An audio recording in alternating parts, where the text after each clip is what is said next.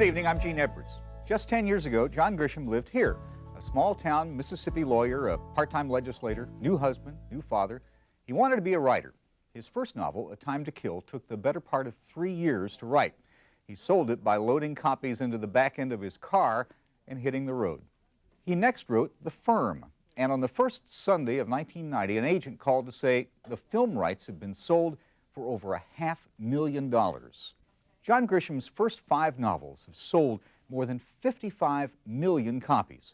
His novels, The Firm, The Pelican Brief, and The Client, are hit movies. And on the occasion of the publication of his 6th novel, The Rainmaker, John Grisham has come to spend an hour with us tonight. Ladies and gentlemen, John Grisham.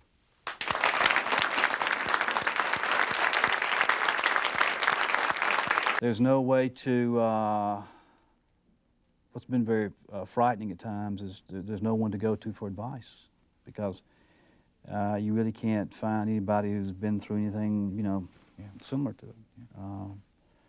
Stephen King came to Oxford last year, and we had met each other and got to be kind of buddies, and so we spent a lot of time riding the low roads of Lafayette County and talking about, you know, books, movies, success, and it was a lot of help to me just to have somebody else to talk to, somebody who'd been through it. Mm-hmm. And it was very beneficial. So, but that advice has been pretty rare. A bestsellers support group. Kind of. Yeah. Is that? Yeah, we get a lot of sympathy.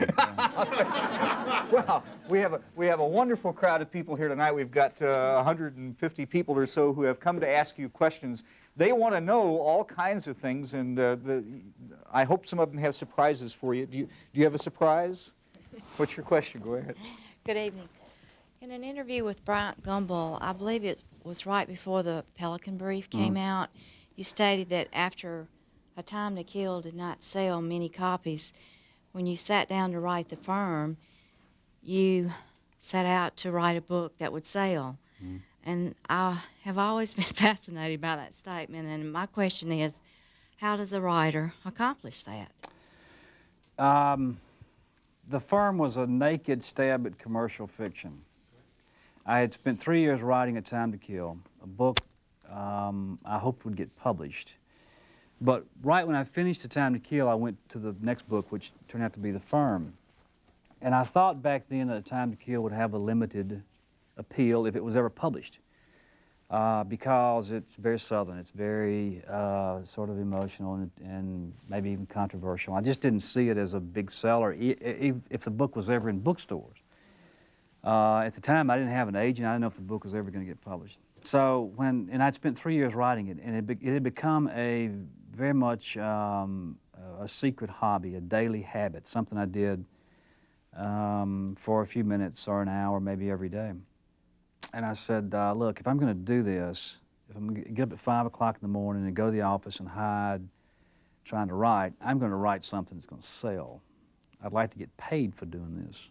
And how do you do it? I don't know how you do it. You just try to come up with a good story. You try to come up with a story that people find suspenseful, people are hooked into early on and don't want to put it down for a long time. How much help was your wife in all that?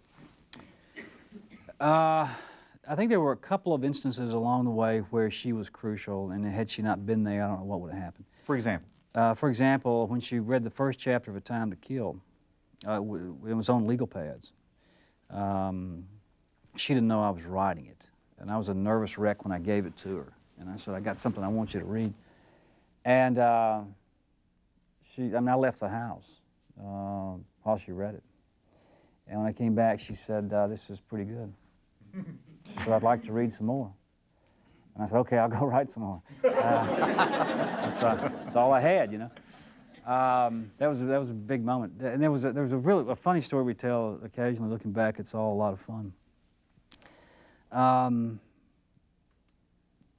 I guess about once a month around our house, when I can finally stop her long enough, I'll say, okay, I need 5 minutes. I need 5 minutes. That means I have an idea for a story. And that's been going on for a long time. And it better be good, because normally I get less than 5 minutes. She loves to shoot the ideas down. And I've got to give her 3 or 4 or 5 quick sentences with a good, you know, a good story, a good hook, a good compelling idea.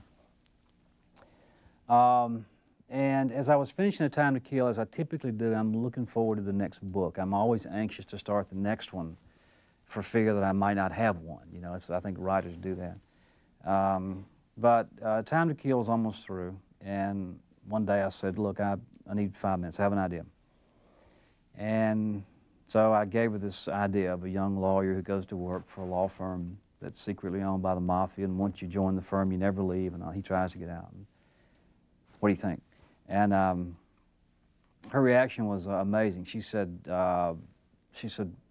wait a minute, do that again, you know, repeat that. And I did.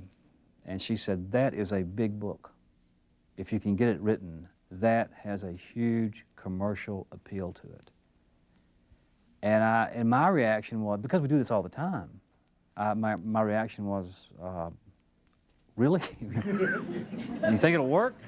And so off we went. And those 2 moments were very crucial. I mean, she still has a lot of input into. She still reads each chapter as they come off the machine, and we have some pretty healthy discussions about the fiction. The kids used to think we were really seriously fighting, but they've grown up with it now. They realize Mom and Dad are just arguing over the book.